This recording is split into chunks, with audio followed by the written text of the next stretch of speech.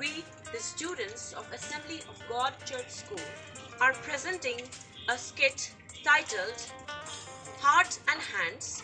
Hope you enjoy it.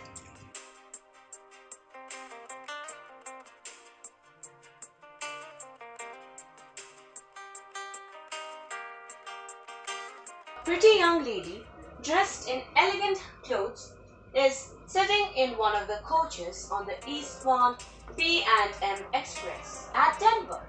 Many passengers arrive in the train.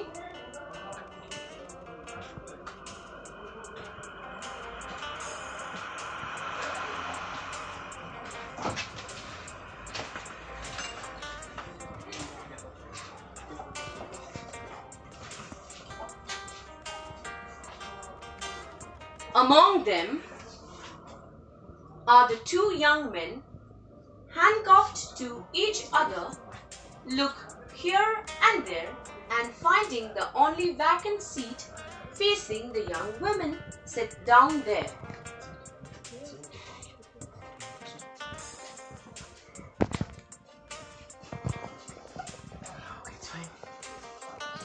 The young woman glances at them with disinterest.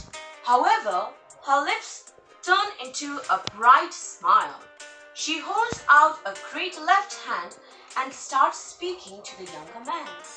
Well, Mr. Easton, if you will let me speak first, I suppose I must. Don't you ever recognize old friends when you meet them in the West? The younger man roused himself sharply at the sound of a voice, seemed to struggle with a slight embarrassment, which he threw off instantly. Oh, it's Miss Fairchild. He said with a smile. I will ask you to excuse the other hand as it is engaged at present. Miss Fairchild looks at their handcuffed with horror. However, the glum-faced man, who has been watching her expression, interrupts. You'll excuse me, miss, for speaking, but I see you're acquainted with the marshal here. He is taking me to Leavenworth prison. It's 7 years for counterfeiting. Oh, said the girl with a deep breath. This reassures Miss Fairchild that the person she knows is not a criminal, but a marshal. Easton explains. My dear Miss Fairchild, said Easton calmly. Money has a way of taking wings onto itself. The girl's eye, fascinated, went back, whitening a little to the rest upon the glittering handcuffs. Don't you worry about them, miss, said the other man. All marshals handcuff themselves to their prisoners to keep them from running away.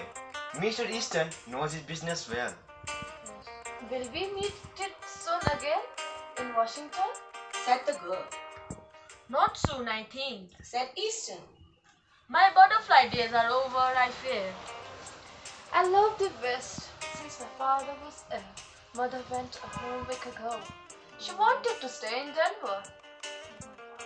Immediately, the glum-faced man interrupts the conversation.